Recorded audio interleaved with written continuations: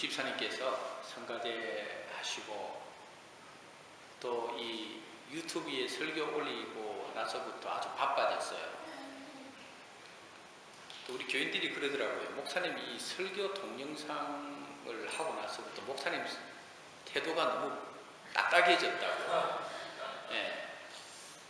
예전에는 제가 굉장히 좀 부드럽게 편하게 여러분들에게 하나님 말씀 전했는데 이 유튜브가 아주 제 스타일을 망가뜨리는 것 같아요.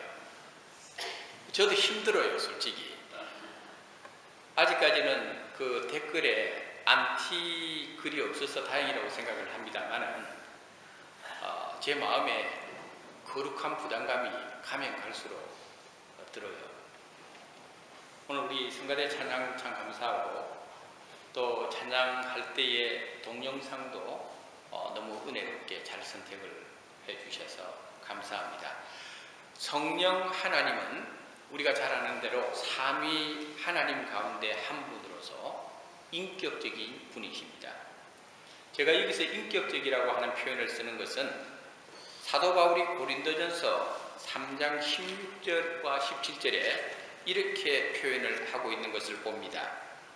너희는 너희가 하나님의 성전인 것과 하나님의 성령이 너희 안에 계시는 것을 알지 못하느냐? 누구든지 하나님의 성전을 더럽히면 하나님이 그 사람을 멸하시리라. 하나님의 성전은 거룩하니 너희도 그러하니라. 지금 저희 교회의 건물이 참 아름답지 않아요? 그런데 하나님의 성전에 대한 개념을 사도 바울이 바꿔버렸어요. 눈에 보이는 이 건물이 아니라 우리 자신 한 사람 한 사람이 하나님의 성전이라는 것을 가르쳐줘요. 이 하나님의 성전에 하나님의 성령이 거하신 거예요. 그리고 그 성령 하나님은 인격적인 분이시다는 거죠. 인격적이다 하는 이 표현은 뭐냐면은 하나님의 백성이 성전으로서 이 땅에 살아갈 때에 성령님께서 당신의 백성들 안에 거하는데 그 성령님이 어떨 때는 기뻐하시기도 하고 어떨 때는 슬퍼하시기도 하고 어떨 때는 탄식하시기도 하고 어떨 때는 근심하시기도 하고 어떨 때는 분노하실 때도 있다는 것입니다. 이것이 바로 성경이 증거하는 성령님의 인격성입니다. 우리는 오늘날 교회의 절기를 성탄절, 추수감사주일, 부활절, 맥주감사절 이런 식으로 되게 우리 개신교 안에서 절기를 지키고 있습니다. 그러나 사실 초대교회는 부활절 다음으로 성령 강림절을 중요하게 여길 정도로 이 성령 강림주일은 초대교회 성도들에게 굉장히 의미 있는 교회의 절기였다는 것을 알 수가 있습니다. 성령 강림주일은 부활절 후 50일째 되는 날인데 이 날을 오순절이라고 불러요. 그런데 이 오순절, 영어로 보면은 펜테코스트라고 되어 있죠. 라틴어 펜테코스테에서 유래되었는데 오순절 날에 성령 강림의 역사가 일어났어요. 사도행전 2장에 우리가 잘 아는 대로 마가의 다락방에 임한 성령 강림의 역사는 오순절에 일어났어요.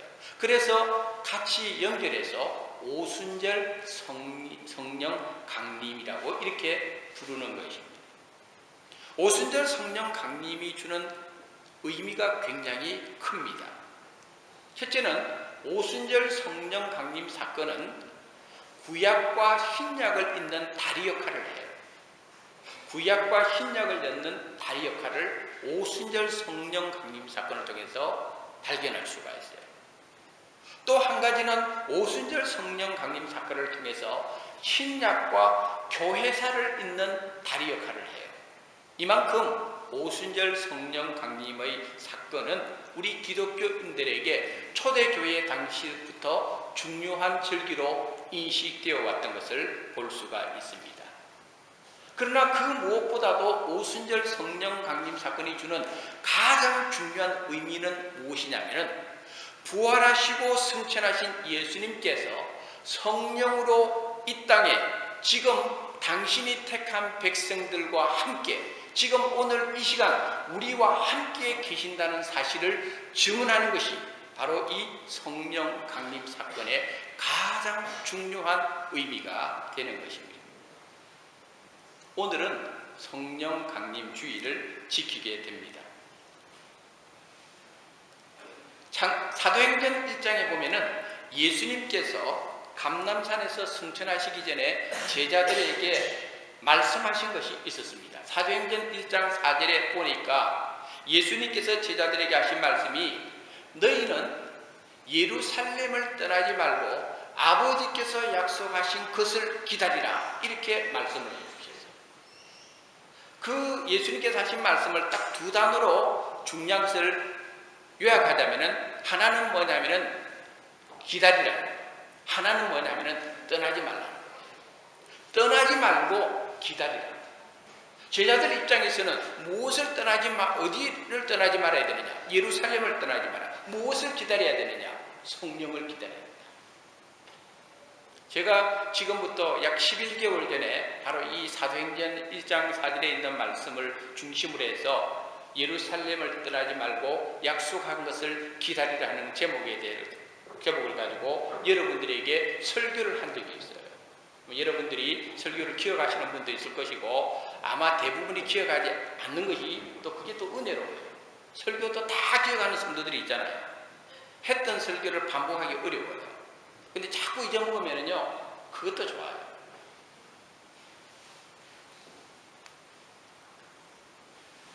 예수님께서 하신 이 말씀을 붙들고 제자들은 마가의 다락방에 모여가지고 120명의 제자들이 간절한 마음으로 예수님께서 말씀하신 대로 하나님 아버지께서 약속하신 것을 기다리고 기도했을 때에 오순절 성령 강림의 역사가 폭발적으로 마가의 다락방에서 일어났던 것을 봅니다.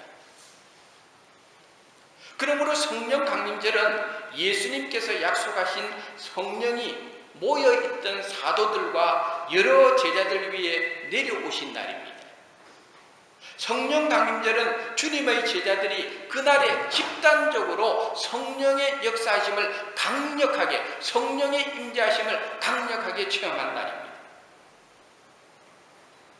그리고 성령 강림의 그 사건을 통하여 초대교회의 성도들이 새롭게 변화되는 체험을 하게 되었습니다. 무엇보다도 성령 강림 주의를 통하여 초대교회의 성도들이 믿음의 공동체로서의 자기 정체성을 확인하게 됩니다. 그리고 초대교회가 시작을 하게 됩니다. 교회라고 하는 것은 사람들끼리 뜻이 맞고 마음이 맞아서 우리 교회 안에 세우자 해서 교회 세우는 거 아니에요. 그렇게 세워질 수도 있어요. 돈이 있기 때문에 내가 건물 하나 사서 우리 교회 하자. 그렇게 교회가 시작될 수도 있어요. 건물이 있기 때문에 그 건물 안에서 우리가 교회 시작하자. 그렇게 교회가 시작될 수도 있어요. 그러나 교회가 출발하게 된 성서적인 근거는 오순절 성령 강림 사건을 통하여 성령의 충만한 은혜를 입은 사도들과 예수님의 제자들이 거기에서 주님의 교회를 시작하게 됩니다.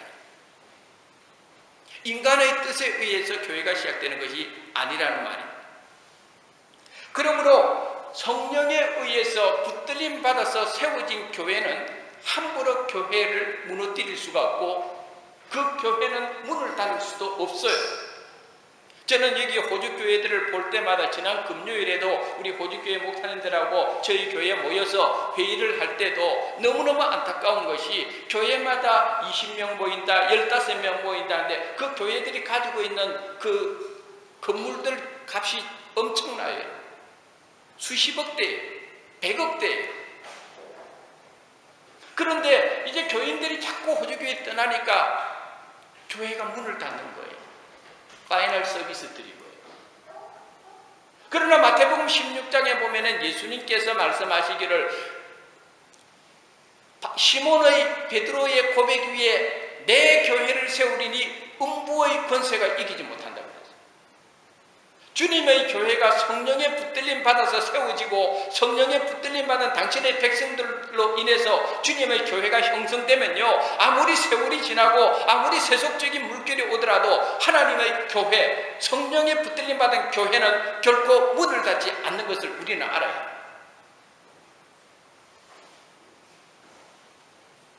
그렇기 때문에 초대교회의 역사는 성령의 역사고 성령의 역사는 초대교회의 역사였습니다. 초대교회는 성령의 체험을 강력하게 했고 성령의 역사하심을 느꼈고 성령의 인도하심과 성령의 임재하심을 강력하게 느꼈던 교회였습니다. 그래서 초대교회 교인들은 그 어떤 절기보다도 부활절 다음으로 성령 강림 절기를 그들은 굉장히 중요시 여기게 되었습니다. 하지만 오늘날 이렇게 보면은 우리 기독교 안에 여러 교파들이 있는데 이 성령 하면은 꼭 순복음교회, 성령 하면은 오순절 계통의 교회만의 전유물이처럼 잘못 생각하는 것이 있어요. 성령은 어느 한 교단에 소속되어 있지 않습니다. 성령은 어느 한 교파의 것이 아닙니다. 성령은 예수 그리스도를 믿음으로 고백하는 모든 이 땅의 교회들과 이 땅의 모든 성도들에게 성령은 열려 있는 거예요. 그래서 우리 교회가 목사는 장로교의 전통을 이어받은 목사지만은 또 우리 교회는 현재 호주 연합교단에 소속되어 있는 교회지만은 우리 교회 성도들은 누구보다도 성령의 간절함을 사모하는 교회가 되어야 해요. 왜 그래야 되느냐 하면은 그 성령을 간절히 사모하는 교회가 살아나는 거예요. 성령에 붙들림 받는 성도가 살아나는 거예요. 성령을 사모하는 성도가 승리하는 거예요. 다른 방법이 없는 것입니다. 그러면은 성령이 뭐냐는 거예요. 교회 생활하면서 성령 많이 들었지 않습니까? 그런데 성령에 대한 것을 우리가 분명히 알아야 되는데 성경에 보면은 성령에 대한 구절이 어디에서 제일 먼저 나올까요? 어디에서 제일 먼저 나올까요?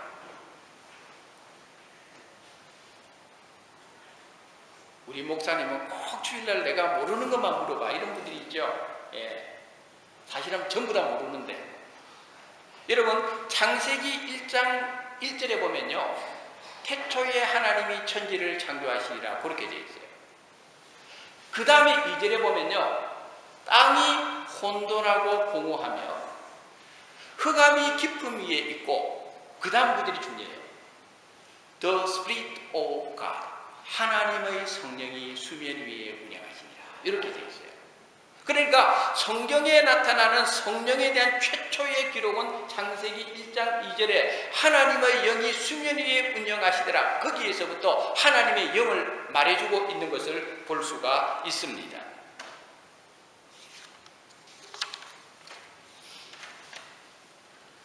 오늘날 저와 여러분들은 성령의 시대에 살고 있습니다. 정말 우리는 은혜로운 시대에 살고 있는 거예요. 그러나 구약 시대만 하더라도 성령은 아무나 받을 수 있는 것이 아니었어요.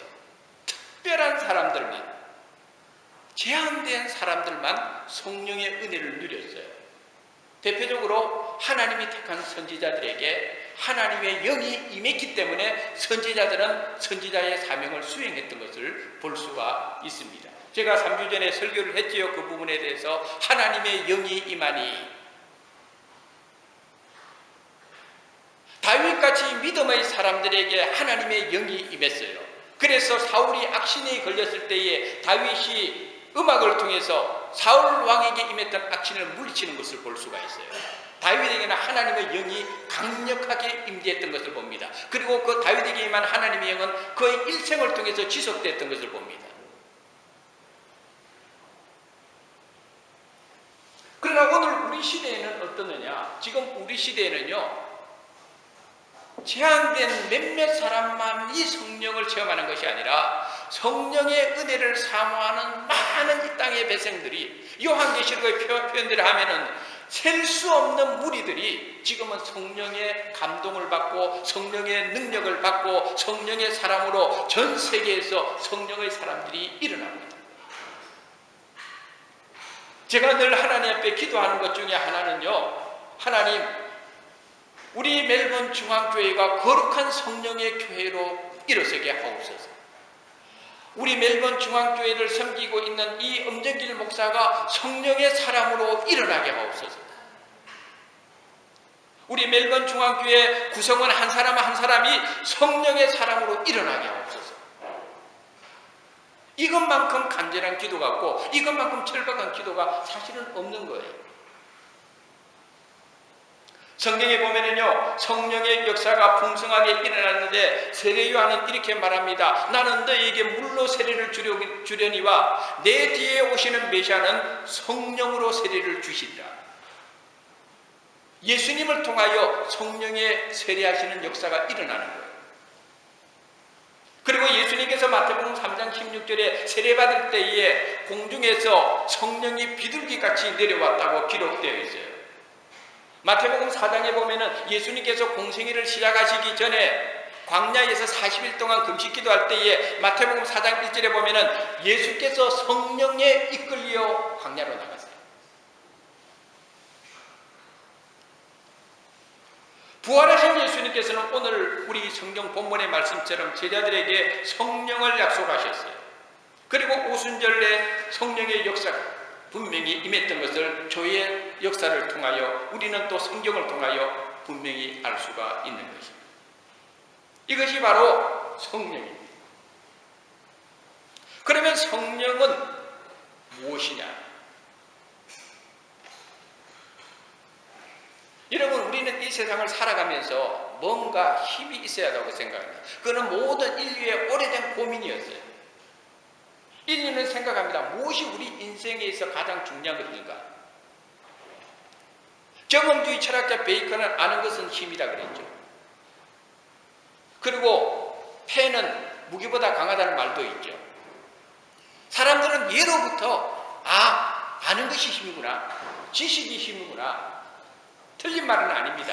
그래서 역사 이후로 사람들은, 특별히 철학자들, 문학가들, 사상가들은 이 아는 것, 지식의 중요성, 지식의 힘이라는 이야기를 많이 해왔어요. 틀린 말은 아닙니다. 그러나 그것이 항상 맞는 말도 아닙니다. 사람들은 생각합니다. 돈이 최고야. 돈. 지금도 제가 얼마 전에 돈돈 레스토랑 가보니까 장사 여전히 잘 되고 있어요. 이름 하나 잘 지었어요, 중국 사람이. 돈이면 무엇이든지 할 수가 있고, 돈만 가지고 있으면 남 위에 군림할 수 있고, 남한테 나쁜 소리 듣지도 않고, 돈만 있으면 다른 사람한테 아쉬운 소리 할 필요도 없고 인정받을 거라고 생각해요. 그래서 수많은 사람들이 돈.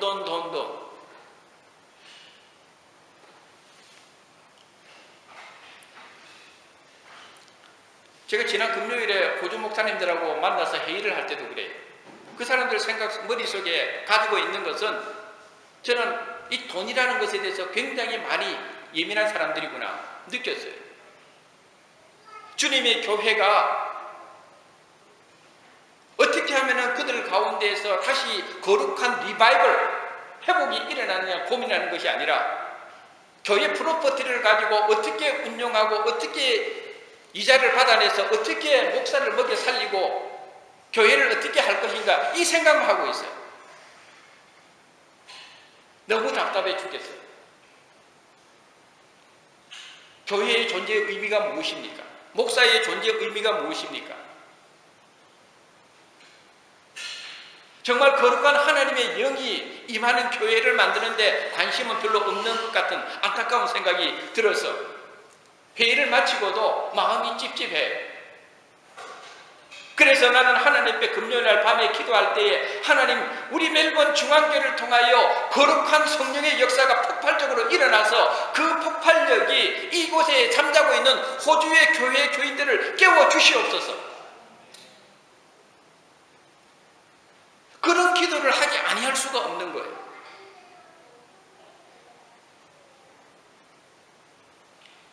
어떤 사람들은 무엇인가를 많이 소유하고 있으면 거기에서 파워가 나온다고 생각을 합니다. 오늘까지 지식 정보화 사회에서는 어떻게 하든지 남들보다 고급 정보를 많이 가지고 있고 남들보다 유별난 정보를 많이 가지고 있으면 그것이 힘이라고 생각합니다. 그것도 틀린 말은 아닙니다. 우리가 살아가면서 필요한 물질도 중요하고 고급 정보도 중요하고 남들이 알지 못하는 많은 지식을 가진 것도 중요하고, 그런데요, 우리가 알아야 될 것이 있어요. 정말 중요한 거. 물질이 물질되게 만들고 지식이 지식되게 만들고 정보가 정보되게 만드는 가치 있는 것을 가치 있게 더 만들 수 있는 그 근원적인 중요한 그 무엇이 뭐냐? 그것은 바로 성령입니다.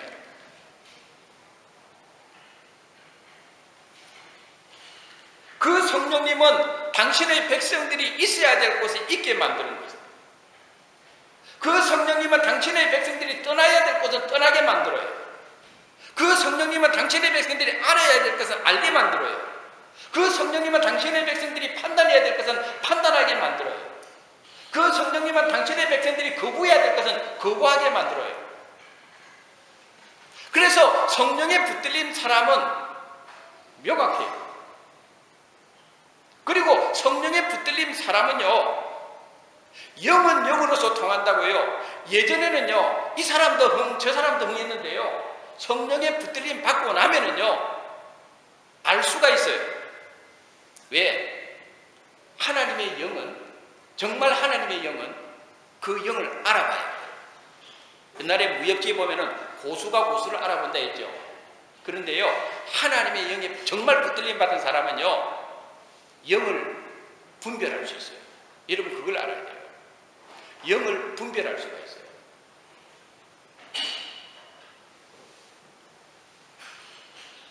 오늘 제가 설교를 준비하고 우리 김선희 집사님께서 대표 기도했을 때에 김선희 집사님이 오늘 제가 증거할 하나님의 말씀을 어떻게 이렇게 다 내 원고를 본 것처럼 그 내용들이 거기에 있는 거 보고 제가 깜짝 놀랐어요.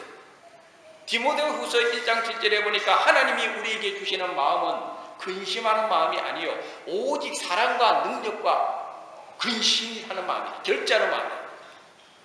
하나님이 우리에게 주시는 마음은 두려워하는 마음이 아니라 그랬어요. 그리고 성령은 우리에게 능력을 주시는 거예요.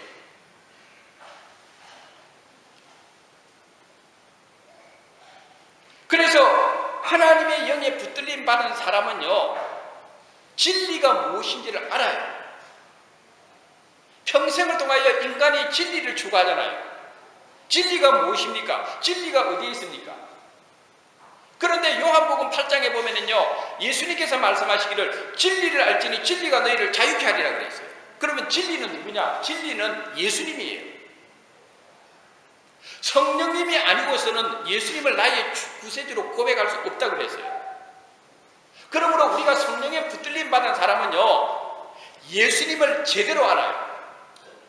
여러분 그걸 알아야 돼요. 교회 다닌다고 해서 예수님 아는 거 아니에요. 세례 받았다고 해서 예수님 아는 거 아니에요. 목사라 할지라도 심지어 예수님 모르는 목사 많습니다. 우리가 성령에 온전히 붙들림 받으면요, 예수님이 어떤 분인지를 확실하게 알아요. 평생을 예수님이 어떤 분인지를 모르고 입만 가지고 예수 하다가 죽는 사람들 많아요. 성령님은요, 예수님을 제대로 증거해주고 가르쳐줘요. 그래서 성령에 붙들림 받은 사람은요, 진리를 아는 거예요. 성령에 붙들림 받은 사람은요, 하나님의 선한 뜻을 쫓아서 사는 방법을 알아요. 여러분, 우리가 살아가다 보면요, 아, 저 사람 참 선해 이런 말 하잖아요. 그런데요, 선하다고 해서요, 퀄리티가 같은 거 아니에요. 자기 기준에서 선한 사람이 있어요. 그런데요, 성령님은요, 그 기준이 자기가 될 수가 없어요. 인간이 될 수가 없어요. 그래서 로마서 12장 1절 2절에 읽어보면요, 하나님의 선하시고 기뻐하시고 온전한 뜻이 무엇인지 분별하며 살라고 그랬어요. 성령님은요, 우리로 하여금 내가 기준이 돼서 선하게 살게 하지 않습니다. 성령님은요, 우리 가운데 역사하실 때요, 내 삶을 통해서 하나님의 선하심을 쫓아 살게 만들어요. 그리고 하나님의 기쁜 뜻을 쫓아 살게 만들어요. 내 기분 따라 살게 만들지 않아요. 하나님의 선하신 기쁜 뜻을 쫓아 우리를 이끌고 나가는 것이 성령님께서 하시는 역할입니다. 성령님께서는요, 우리로 하여금 약할 때 강함 되시는, 오늘 집사님 또 기도하셨잖아요. 그렇게 만들어요. 제가 지난 금요일 날 금요 기도회 때도 말씀했지만요, 하나님의 백성은요 철저하게 약해져야 됩니다. 철저하게 약해져야 됩니다. 철저하게 무능해야 됩니다. 그럴 때 하나님의 능력이 임하면요, 하나님께서 그 사람을요 약할 때 강함 되시게 만들어 주시는 거예요.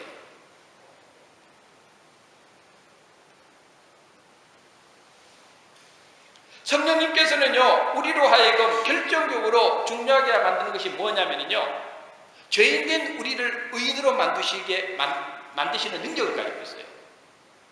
여러분, 우리가 왜 하나님 나라에 들어갈 수가 있어요? 왜 우리가 천국을 소유할 수가 있어요? 우리는 죄인입니다. 그런데 우리의 죄인됨을 의인으로 바꿔주는 역할은요 성령께서 해주시는 거예요. 이거는요 우리 기독교인의 삶 속에서 결정적으로 중요한 사건이에요. 성령님은요 불가능을 가능케 해주시는 분이세요. 성령님은요 우리로 하여금 세상의 모든 것을 뛰어넘는 하나님의 능력을 체험하게 만들어요. 성령님은요 생명을 살리는 역할을 해요. 복음은 기쁜 소식. 복음은 굿뉴스예요. 왜 굿뉴스예요? 복음은 살리기 때문에. 그래서 우리가 성령의 붙들림 받으면요 복음을 통해서 우리 영이 살아나는 거예요. 여러분의 영이 살아나야 됩니다. 죽어가는 영이 살아나야 됩니다. 이 성령 강림주의를 통하여 여러분들이 다시 한번 성령의 역사하심을 체험해야 됩니다.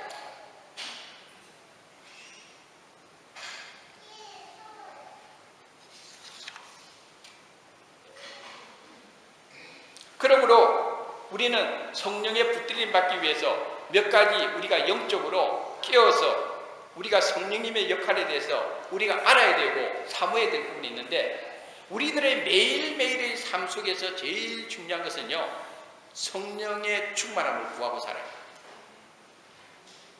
저는 여러분들이 매일 우리가 치유와 회복의 기도 시간에 사도행전 4장 30절의 말씀 붙들고 합심으로 통심으로 우리가 기도할 때 여러분들이 정말 깨어있으면요 먼저 여러분, 하나님 오늘 저에게 성령의 충만함을 주시옵소서 여러분 기도해야 돼요. 그 다음에 여러분 뭐 질병 문제 놓고 기도하고, 사업 문제 놓고 기도하고, 비자 문제 놓고 기도하고, 학업 문제 놓고 기도하고, 직장 문제 놓고 기도해야 되지만은요 성령의 충만함을 놓고 제일 먼저 우선순위를 기도해야 돼요. 제가 예전에 그 유명한 살인의 추억으로 유명한 경기도 화성이 있잖아요. 거기에서 제가 교육전도사로서 1년 있었어요. 나는 그때 여러분 저 범인이 아니에요. 예, 아직도 범인은 못 잡고 있지만은 그런데요 제가 지금도 잊혀지지 않는 거는요 그 교회 새벽기도 1년 365일 부르는 찬양이요 성령이여 강림하사예요. 그 목사님이요 다른 찬송가 몇백 곡이 있어도요 새벽기도 항상 부르는 게 있어요. 성령이여 강림하사. 나 처음에 시험 들었다니까. 찬송가 때문에 시험 들었어요. 아니 찬송가가 몇백 곡이 있는데 왜 우리 저 목사님은 성령이여 강림하사 밖에 못 부르느냐 말이에요. 그 목사님은 성령의 강력한 은혜로 폐병으로 죽을 병에 걸렸다 나왔어요. 그때 그 목사님 나이가 17살 때 그랬어요. 그때 받은 은혜가 너무 커서 그 목사님 자기 이름도 김17로 바꿨어요. 18해에 그래 바뀌었으면 큰일 날 뻔했잖아요. 그 김17 목사님이 날마다 그냥 부르는 게 성령이여 강림하사만 부르는 거야. 나 그거 부르다가 새벽기도 때 화도 나고 시험 들었다니까 여러분. 제가 이민 목회하다 보면요 이 청년들 학생들이 자꾸 바뀌고 그러잖아요. 그러다 보니까 사실은요 찬송가도요 가능하면은 좀 남들이 쉽게 따라 부를 수 있는 걸 많이 불러요. 그러다 보니까 정말 부르고 싶을 때 못 부르는 거 저도 많아요. 어떨 때 누구 때문에? 여러분들 때문에. 근데요 그 목사님이 항상 부르는 것이 새벽기도 때는 성령이여 강림하사, 그 다음에 식사 때 항상 앉아서 부르는 것은 태산을 넘어 흥국에 가도, 그거 부르고 나서 꼭 숟가락 들기 전에 박수도 3번 쳐야 돼요. 그런데요 그 목사님 통해서 내가 아는 게 있어요. 뭔가 하면요 그렇구나. 하루를 시작하면서 성령님의 임재하심을 간절히 바라는 그 찬송은 그 목사님의 기도예요. 여러분, 우리는 하루를 시작하면서 매일매일 여러분 무슨 힘으로 살겠어요? 남편 사랑으로 살겠어요? 남편 사랑, 나도 남편이지만 남편 사랑 제일 못 믿어요. 아내 사랑으로 살겠어요? 못 믿어요, 마누라도. 우리가 살 수 있는 힘은 딴 데서 나오지 않아요. 성령의 붙들림 받는 거예요. 그래서 저와 여러분들이 매일매일 하나님 앞에 기도해야 될 것은요, 아무리 우리 안에 절박한 문제들이 많고 기도를 급하게 해야 될 분이 많아도요, 제일 먼저 해야 될 기도는 성령의 충만함을 구해야 돼요. 오늘도 하나님 성령님께서 나를 붙들어 주시고 성령님께서 나를 인도해 주셔야 됩니다. 왜? 우리는 매일매일 부딪히는 많은 문제들 가운데서 무엇을 선택해야 되는지 어떤 것을 판단해야 되는지 우리는 모르잖아요. 그러나 성령님께서 가르쳐 주시는 거예요. 성령님께서는 가르쳐 줘요, 여러분.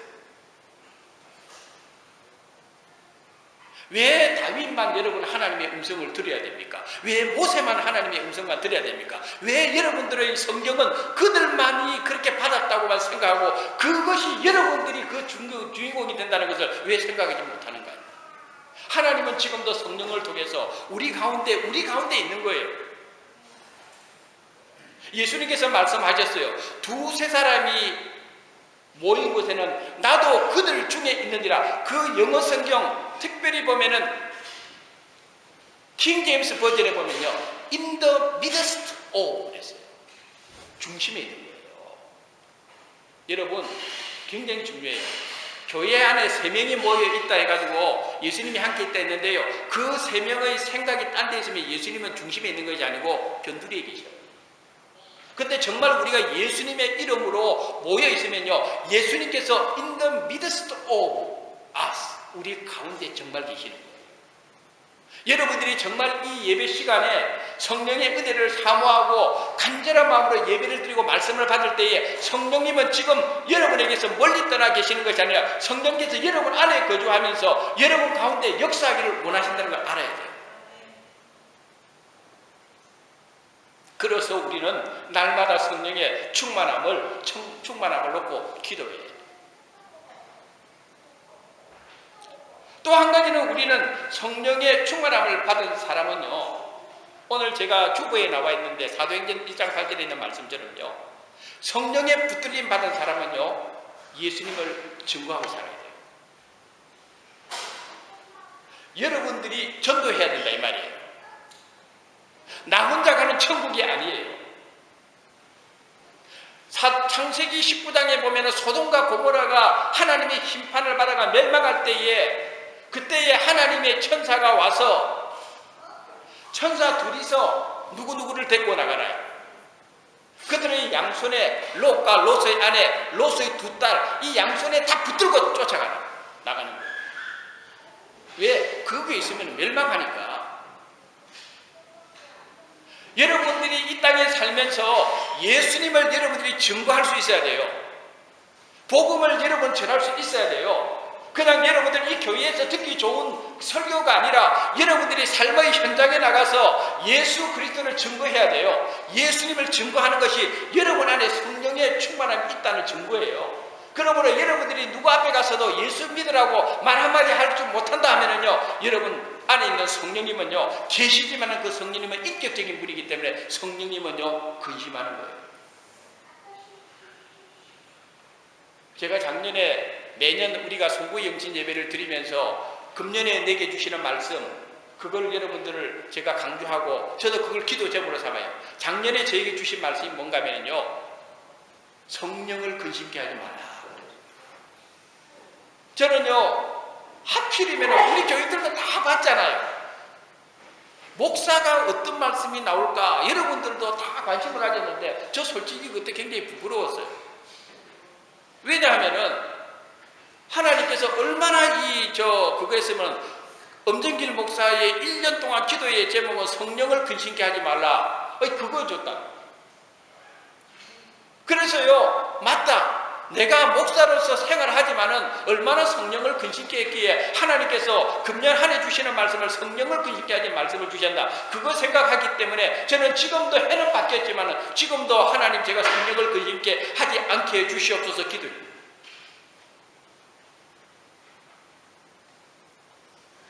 여러분, 성령을 근심케 하는 사람들이 되지 마세요. 오히려 여러분 성령을 기쁘게 하세요. 여러분 안에 계시는 성령님을 기쁘게 하세요. 왜? 성령님은 인격적인 분이기 때문에. 그래서 오늘 우리가 불렀던 찬송가도 내가 매일 기쁘게 순례의 길 행하면, 그 후렴에 보면은 주의 영이 함께 하시네. 하나님의 영이 제대로 함께한 사람은요 기쁘게 살 수밖에 없어요.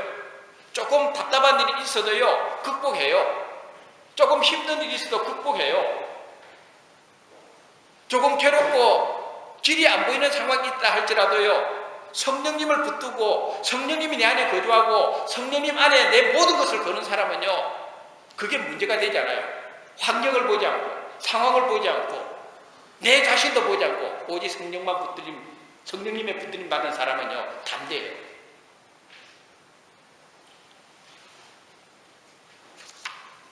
오늘 말씀의 결론을 여러분들에게 내려드리겠습니다. 교회 다닌다고 해서 하나님을 아는 것이 아닙니다. 예수님을 입으로 말한다고 해서 그 사람이 예수님을 제대로 만난 사람이 아닐 수도 있습니다. 아니, 굉장히 많습니다. 입으로는 주님이라고 하면서 주님이 주인이 아니라 자기가 주인인 사람이 많습니다. 입으로는 성령을 말하면서 실제로 성령을 사모하지도 않고 성령의 사람으로 살아가려고 노력도 하지 않고 그렇게 살고 싶어 하지도 않는 사람이 교회 다니는 사람 가운데 많습니다. 성령 강림주의를 맞이해서 우리는 다시 한번 예수님을 통하여 하나님의 거룩한 성령을 알게 되었다면 성령의 충만함을 구하는 성도들이 되어야 됩니다. 왜냐하면 그 성령님은 우리들의 삶의 기반이고 우리들이 관심 가지고 있는 모든 것들을 그 자체로 가치 있게 만들 수 있는 것은 성령님 외에는 없습니다. 성령이 함께한 물질은 축복입니다. 그러나 성령님이 함께하지 않은 물질은 저주입니다. 성령님이 함께한 권력은 축복입니다. 그러나 성령님이 함께하지 않은 권력은 아무런 허망한 것입니다. 그러므로 여러분 이 성령 강림주의를 통하여 다시 한번 여러분의 삶 속에 성령의 충만함을 사모하고 성령의 충만함을 받아야 되고 성령의 충만함 속에 승리하는 여러분 되시기를 주님의 이름으로 간절히 축원합니다. 기도하십시오. 살아계신 하나님 감사합니다. 우리들을 이끌어 주시고 우리의 위로자가 되어주시고 우리의 도움자가 되어주시고 우리들의 모든 삶의 기반을 받드시는 그 성령님의 그 복된 은총을 이 성령 강림주의를 통하여 다시 한번 확인하면서 오늘 이 부족한 목사부터 모든 성도들에 이르기까지 매일매일 매순간 우리가 인생의 순례길을 행할 때에 우리 힘으로 사는 것이 아니라 성령 충만함을 사모하고 성령 충만함 가운데서 살아갈 수 있도록 은혜를 베풀어 주시옵소서. 답답한 문제가 있고 괴로운 문제가 있고 힘든 문제가 있다 할지라도 성령의 붙들림 받는 사람은 이겨낼 수 있고 소망 가운데 다시 일어설 수 있습니다. 하나님 당신의 백성들 가운데에서 성령의 위로가 필요한 성도들에게 성령의 권능이 필요한 성도들에게 성령의 도움이 필요한 성도들에게 성령의 지혜가 필요한 성도들에게 성령의 충만한 은혜로 역사하여 주시옵소서. 예수님의 이름으로 기도드리옵나이다.